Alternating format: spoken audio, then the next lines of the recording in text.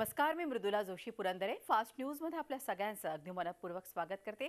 अगदी सकाळपासून तर आतापर्यंत ज्या काही महत्त्वाच्या बातम्या आता आपण बघणार आहोत त्या आहेत फास्ट. उद्यापासून सुरू होणाऱ्या हिवाळी अधिवेशनाच्या पार्श्वभूमीवर विरोधकांनी सत्ताधाऱ्यांवर जोरदार हल्ला चढवलेला आहे. विरोधी पक्षनेते राधाकृष्ण विखे पाटील यांनी सरकारवर आरोप करत धारेवर धरलाय.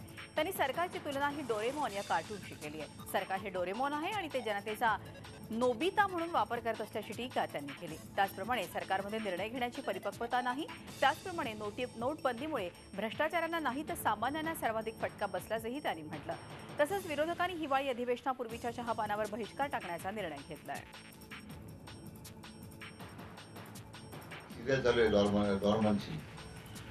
डोरेमॉनची एक लोकप्रिय कार्टून आहे. हे प्रत्येक वेळी संकटामध्ये ज्या पद्धतीने डोरेमॉन आपली या ठिकाणी पोतडून एखादं नवीन गॅजेट काढतो आणि त्या गॅजेटच्या आभासी वातावरणाला वास्तविकतेपासून लोकांना कोसोदूर घेऊन जातो. अशा सरकारची अवस्था आहे. अशी महाराष्ट्र शासनाची अवस्था आहे. दिव्याखाली अंधार कशाला म्हणतात? हे आमच्या राज्याचे जे मुख्यमंत्री आहेत ते स्वतःला ओव्हरटाईम गृहमंत्री म्हणतात. मला खरं त्याला सांगायचं आहे, तुम्ही ओव्हरटाईम गृहमंत्री असाल पण तुमच्या राज्यामध्ये नागपूरमध्ये सगळे गुन्हेगार फुल टाइम कामाला लागलेले आहेत. याचा काहीतरी विचार करा ना. क्राईम कॅपिटल महाराष्ट्र झालेलं आहे आणि म्हणून मला असं वाटतं की 2 वर्षाच्या या सगळ्या शेतकऱ्याच्या आत्महत्या असतील, आता सामान्य ग्राहक आत्महत्या करतोय, शेतीमालाला भाव नाही, मंत्र्यांच्या भ्रष्टाचाराची रोज उदाहरणं येत आहेत.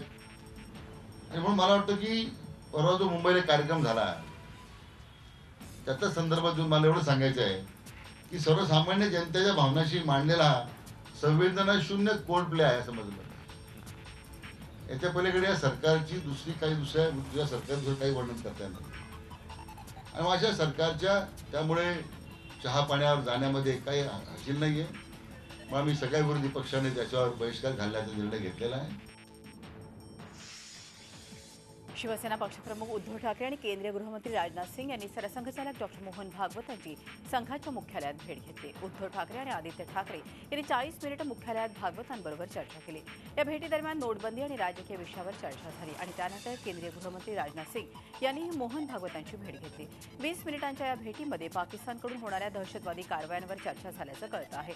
यावेळी केंद्रीय गृह मंत्रालयाचे वरिष्ठ अधिकारीही उपस्थित होते. मोहनजींकडे विचारणा केल्यानंतर मोहनजी पण आज नागपुरात आहेत आणि त्या वेळेला मी म्हटलं की आपण बरेच दिवस ही आपली जी भेट लांबलेली आहे ती भेट एक सदिच्छा भेट होती. बाकी जे काही विषय झाले ते झालेले त्याचे. शिवसेनेची भूमिका हीच आहे की नोटबंदी ह्याचे परिणाम चांगले वाईट काय होतील हे कल्पना नाही, पण सर्वसामान्य लोकांचा त्रास वाचला पाहिजे आणि मला वाटतं त्याच्याबद्दल दुमत असण्याची कोणाचीही गरज नाहीये. केंद्रीय मंत्री नितीन गडकरी यांची मुलगी केतकी आणि सामाजिक कार्यकर्ते रवींद्र कासखेडीकर यांचा मुलगा आदित्य यांचा विवाह सोहळा नागपूरमध्ये संपन्न झाला. या विवाह सोहळ्यासाठी अनेक राजकीय नेते, उद्योगपती उपस्थित होते. नागपूर वर्धा मार्गावरील एम्प्रेस मिल पॅलेसमध्ये हा विवाह सोहळा पार पडला. या सोहळ्यासाठी आसामचे राज्यपाल बनवारीलाल पुरोहित, केंद्रीय मंत्री व्यंकय्या नायडू, प्रकाश जावडेकर, मनसे अध्यक्ष राज ठाकरे, भाजप प्रदेशाध्यक्ष रावसाहेब दानवे, महादेव जानकर, गिरीश महाजन, पंकजा मुंडे, सरसंघचालक मोहन भागवत आणि राज्यसभा खासदार तसंच एसएल समूहाचे प्रमुख सुभाष चंद्रा यांनी या सोहळ्याला हजेरी लावली.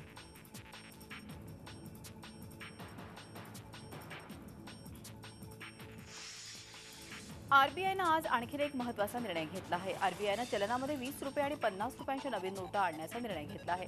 20 रुपये आणि 50 रुपयांच्या जरी नवीन नोटा येणार असल्या तरीही जुन्या नोटाही चलनात सुरूच राहणार असल्याचं सांगण्यात येत आहे. 20 रुपयांच्या नवीन नोटेमध्ये दोन्ही बाजूच्या पॅनलवर एल हे अक्षर लिहिलेलं असणार आहे.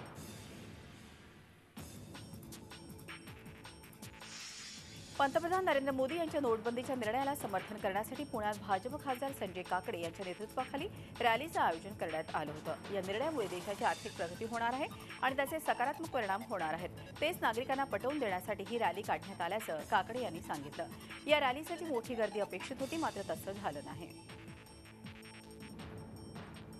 सर्वसामान्य लोकांना आम्हाला हे संदेश द्यायचे की ह्या नोटबंदीमुळे भारतामध्ये 1977 साली 5% नोटबंदी झाली होती. त्याच्यानंतर आता नोटबंदी झालेली आहे आणि नोटबंदीमधून 9 लाख कोटी रुपये आतापर्यंत बँकांमध्ये भरले गेलेले आहेत ते 9 लाख कोटी रुपये सगळे चलनामध्ये येणार आहेत आणि त्याचा दूरगामी उपयोग काय होणार आहे भारताला आणि भारतीय जनतेला ते आम्हाला समजून सांगायचे सर्वांना, म्हणून आम्ही ही रॅलीचं रूपांतर सभेमध्ये बोलवले. बँकेच्या बाहेर नागरिकांची गर्दी पाहून माजी केंद्रीय कृषी मंत्री शरद पवार यांनी गाडी थांबवून नागरिकांच्या समस्या जाणून घेतल्या. शनिवारी बारामतीमधील भिगवण या रोडवरून जाताना त्यांना ओरिएंटल बँकेबाहेर नागरिकांची गर्दी दिसली. त्यावेळी त्यांनी गाडी थांबवली आणि नागरिकांना नोटबंदीनंतर काय समस्या येत आहेत हे जाणून घेतलं. शिवाय बँकेतही त्यांनी भेट दिली आणि तिथल्या कर्मचाऱ्यांना नव्या नोटा उपलब्ध होत आहेत का हेही जाणून घेतलं.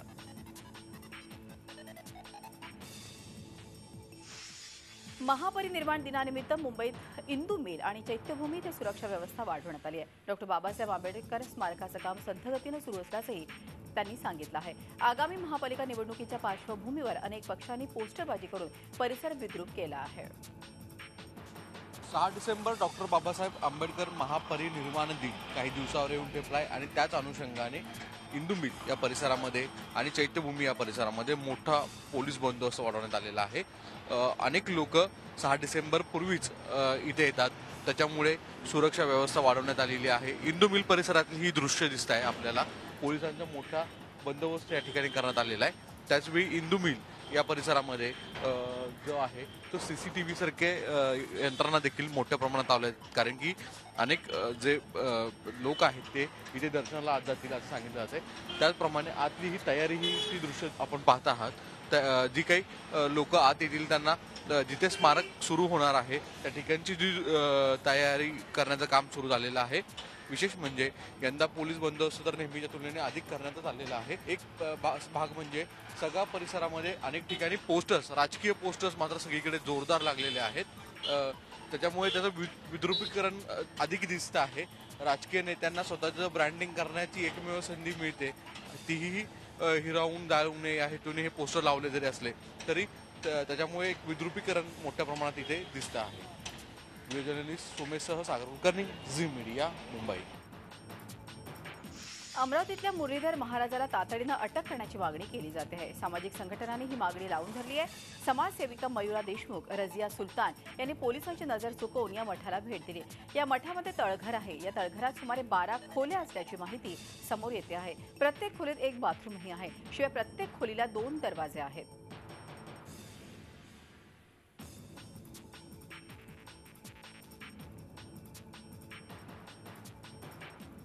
अचलपूर तालुक्यातील येकली पूर्णामधील भोंदूबाबा मुरलीधरच्या आश्रमातील अश्लील प्रकारानं राज्यभरात खळबळ माजली आहे. झी मीडियानं हा प्रकार समोर आणल्यानंतर शिवसेनेच्या उपनेत्या नीलम गोऱ्हे यांनी या आश्रमाला भेट देऊन तिथली पाहणी केली.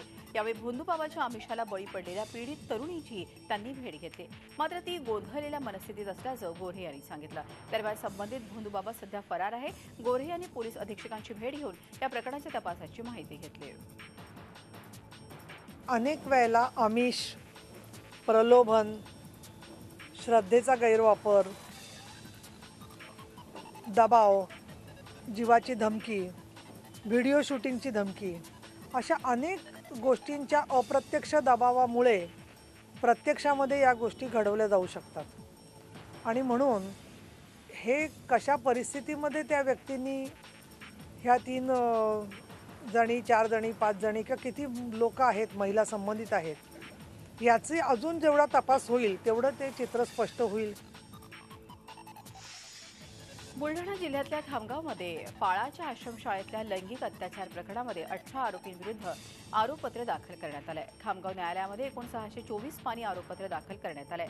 या प्रकरणामध्ये महिनाभरात तपास पूर्ण करून आरोपपत्र दाखल करण्यात आलंय. 2 प्रकरणात हे आरोपपत्र दाखल करण्यात आलंय. दिवाळीच्या सुमाराला जळगाव जिल्ह्यातल्या पीडित अल्पवयीन मुलीनं तिच्यावरती होणाऱ्या अत्याचारांबाबत पालकांना माहिती दिली आणि त्यानंतर पाळाच्या आश्रमशाळेतलं हे बलात्कार प्रकरण समोर आलं. जायकवाडी धरणातून औरंगाबाद महानगरपालिकेला पाणी पुरवठा करणारी 700 MMची जलवाहिनी अचानक फुटली आणि यामुळे लाखो लिटर पाणी वाया गेलं. या वर्षामध्ये दुसऱ्यांदा जलवाहिनी फुटल्याची घटना घडली आहे. यामुळे औरंगाबाद शहराचे पाणी पुरवठा वेळापत्रक कोलमडलं आहे. जलवाहिनी दुरुस्तीसाठी पाणी बंद करण्यात आलं आहे.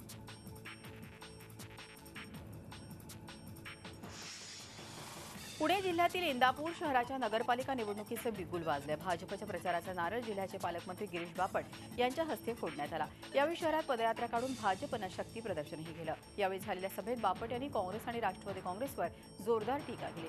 नगरपालिकेवर 25 कोटी रुपयांचं ओझं लादणाऱ्या दोन्ही पक्षांना शहरातून हद्दपार करण्याचं आवाहनही त्यांनी मतदारांना केलं आहे.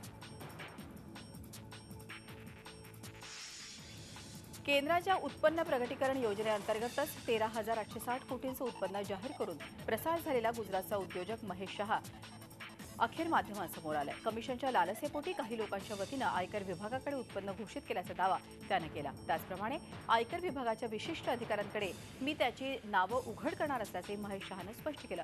यात काही व्यावसायिक आणि राजकारणी असल्याचा दावा त्यानं केला. आता महेश शहा कोणाची नावं घेणार हे पाहणं महत्त्वाचं आहे. दरम्यान आपण पसार झालो नव्हतो तर काही कारणांमुळे माध्यमांपासून दूर असल्याचंही त्यानं म्हटलं. या संपूर्ण प्रकरणात सत्य बाहेर येण्यासाठी आता आयकर अधिकारी आणि पोलिसांनी अधिक चौकशी सुरू केली आहे. तब्बल 14 तास चौकशीनंतर आता उद्या त्याची पुन्हा एकदा आयकरचे अधिकारी चौकशी करणार आहेत. तर दुसरीकडे महेश शहाच्या कुटुंबियांनी पोलीस संरक्षणाची मागणी केली आहे. शहा यानं जाहीर केलेल्या संपत्तीवर 6,237 कोटी कराची रक्कम भरावी लागणार आहे. ही रक्कम भरल्यावरच त्याला उर्वरित पैसा हा वैध ठरवला जाणार आहे. As per his request, the statement was temporarily concluded and which will resume maybe tomorrow. And further, please, I cannot reveal any further details because the investigations are in progress.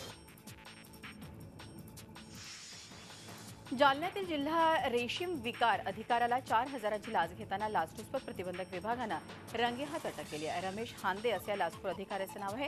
रेशीम लागवडीला प्रोत्साहन देण्यासाठी सरकारकडून अनुदान देण्यात येतं. तक्रारदार शेतकऱ्याला 1,75,000चं अनुदान मंजूर झालं होतं. पहिल्या टप्प्यातील 87,500 रुपये शेतकऱ्याला मिळाले होते. मात्र दुसऱ्या टप्प्यातील अनुदान देण्यासाठी हांदे यांनी या शेतकऱ्याकडे 5,000 रुपयांची मागणी केली. तडजोड करून हांदे यांना 4,000 रुपये देण्याचं ठरलं. यावेळी या शेतकऱ्यानं लाचलुचपत प्रतिबंधक विभागाकडे धाव घेतली. दिलेल्या तक्रारीवरून लाचलुचपत विभागाच्या अधिकाऱ्यांनी सापळा रचून हांदे याला अटक केली.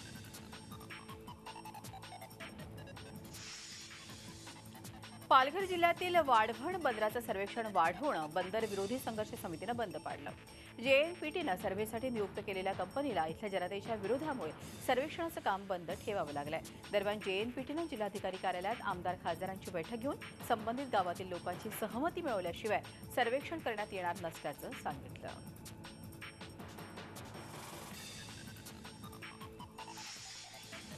नवी मुंबई आंतरराष्ट्रीय विमानतळ प्रकल्पग्रस्त आणि सर्वपक्षीय नेत्यांची बैठक झाली. यात सकारात्मक चर्चा झाल्यानं विमानतळाच्या कामाला लवकरच शुभारंभ होईल असं सिडकोतर्फे सांगण्यात आलं आहे. नवी मुंबई आंतरराष्ट्रीय विमानतळामुळे 9 पाडे बाधित होणार आहेत. यातील प्रकल्पग्रस्तांनी आपली जमीन आणि गावं देण्याचं मान्य केलंय. मात्र आधी पुनर्वसन केल्याशिवाय ग्रामस्थ आपली घरं सोडण्यास तयार नाही. या प्रकल्प बाधितांसाठी पुष्पकनगर इथं पुनर्वसन करण्यात येणार आहे. या बैठकीत सिडकोतर्फे देण्यात येणारा मोबदलाही प्रकल्पग्रस्तांनी मान्य केला आहे. चंद्रपूरच्या वरोरा तालुक्यातील आजनगावमधील शिवारामध्ये एक बिबट्या मृतावस्थेत आढळलाय. हा बिबट्या मादी असून त्या मादी बिबट्याचं वय अंदाजे 4 ते 5 वर्ष असल्याचं समजतं आहे. बिबट्याच्या मानेवर आणि पायावर जखमा असून एखाद्या प्राण्याशी झालेल्या झुंजीत त्याचा मृत्यू झाला असल्याचा अंदाज व्यक्त होतोय. दरम्यान याची माहिती वनविभागाला देण्यात आल्यानंतर वनविभागाचे अधिकारी घटनास्थळी दाखल झाले. पंचनामा करून पोस्टमॉर्टम करण्यात आलं. त्यानंतर बिबट्यावर अंत्यसंस्कार करण्यात आले. भारतीय खेळाची प्राचीन परंपरा घेऊन फिरतं वस्तुसंग्रहालय बदलापूर शहरातही विद्यार्थ्यांच्या भेटीला आलं आहे. मुंबईच्या छत्रपती शिवाजी महाराज वस्तुसंग्रहालयाचं फिरतं म्युझियम बदलापूरमध्ये आलं आहे. हे फिरतं म्युझियम पाहण्याचा आजचा शेवटचा दिवस असून बदलापुरातील आदर्श विद्यालयाच्या पटांगणामध्ये या संग्रहालयाची फिरती बस असणार आहे. गेल्या 2 दिवसांपासून अनेक विद्यार्थ्यांना या प्रदर्शनाचा मनमुराद आनंद घेता आला आहे.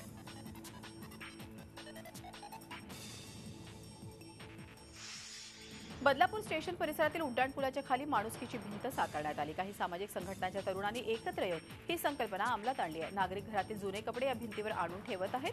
त्याचप्रमाणे अनेक गरजू लोक या भिंतीवर लागणारे कपडे घेऊन जात आहेत. बदलापुरात तयार करण्यात आलेल्या या माणुसकीच्या भिंतीचं सर्वत्र कौतुक होत आहे.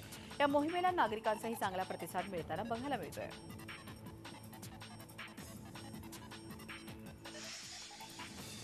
भारत सरकारच्या आयुष मंत्रालयाअंतर्गत पूर्व मुंबईतल्या भांडूपमध्ये अत्याधुनिक आयुर्वेदिक कॅन्सर रिसर्च सेंटर उभारण्याचं ठरवण्यात आलं आहे. आयुषचे मंत्री श्रीपाद नाईक यांनी ही माहिती दिली आहे. त्यांनी प्रत्यक्ष भांडूप इथल्या या ठिकाणाला भेट देऊन त्याची पाहणी केली. भांडूप पूर्वेजवळच्या खार विभागाच्या जमिनीवर हे हॉस्पिटल बांधण्यात येणार आहे. आयुर्वेदिक डॉक्टरांना या ठिकाणी कॅन्सर उपचारावरचं विशेष प्रशिक्षण देण्याची सोय करण्यात आलेली आहे. या हॉस्पिटलमध्ये आंतरबाह्य रुग्णांसाठी 300 बेडची व्यवस्था केली जाणार असून 500 बाह्य रुग्ण याचा लाभ घेऊ शकतील.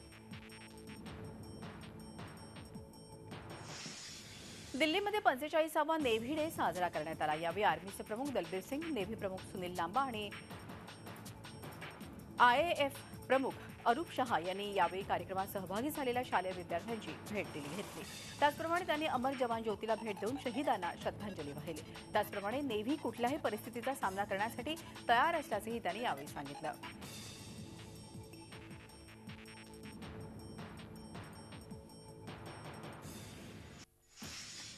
हार्ट ऑफ एशिया परिषदेचं पंतप्रधान नरेंद्र मोदी आणि अफगाणिस्तानचे राष्ट्रपती अशरफ घानी यांच्या हस्ते उद्घाटन झालं.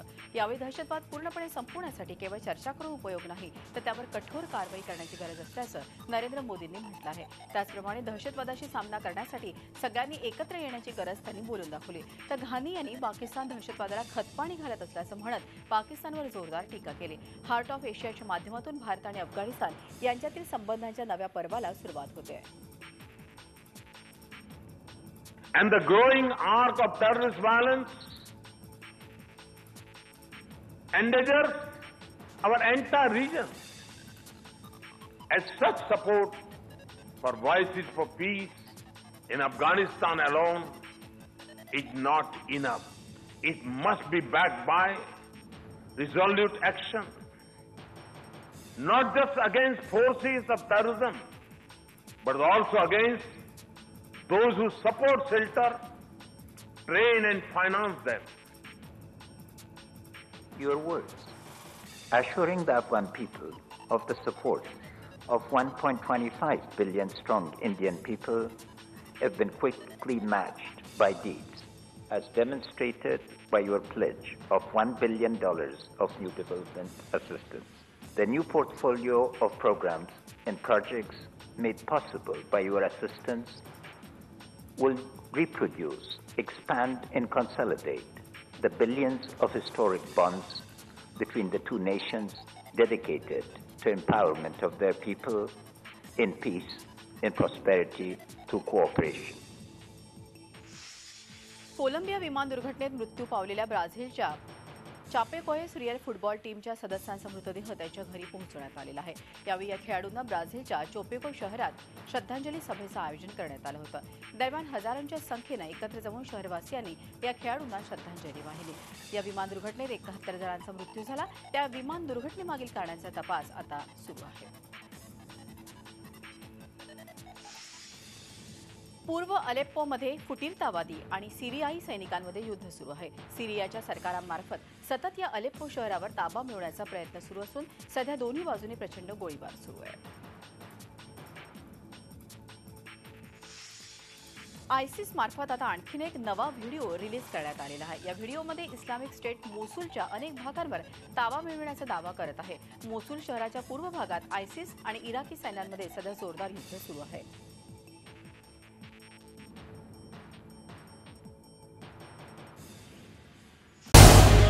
झी 24 तास रहा एक पाऊल पुढे.